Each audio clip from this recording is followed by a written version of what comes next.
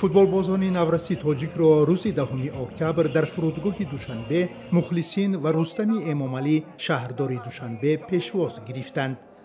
дастаи мунтахаби наврасони Тоҷикистон ки баъди пирӯзӣ бар тимҳои Кореяи Шимолӣ ва Кореяи Ҷанубӣ аз рӯи силсилаи зарбаҳои 11-метрӣ ё пеналти ба финал баромад, дар бозии ниҳоии қаҳрамонии Осиё дар Малайзия аз тими Ҷопон бо ҳисоби 0-1 мағлуб шуд ва барои аввалин бор бо медалҳои нуқра сарфароз гашт.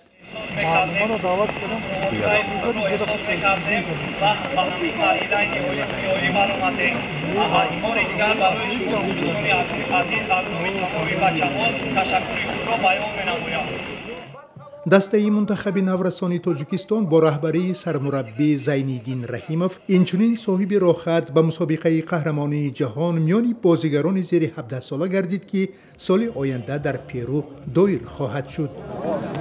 ман модари футболбози ҷавон Меҳробҷон Азимов. аз муваффақияти фарзандтон шод шудем? беҳад хурсанд шудем. ва ҳар вақте ғалаба мекардан шумо чӣ эҳсос фаро мекашид? бениҳоят хурсанд шудем. бениҳоят хурсанд шудем. айда дига зиёдтар дида хурсандӣ нест.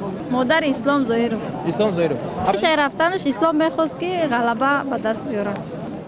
бахши ниҳоии шодбошиҳо ба ифтихори дастаи мунтахаби наврасони зери 16 солаи Тоҷикистон бо консерти бошукӯҳи имрӯз 10 октябр дар варзишгоҳи ҷумҳуриявии марказии Душанбе ба анҷом мерасад.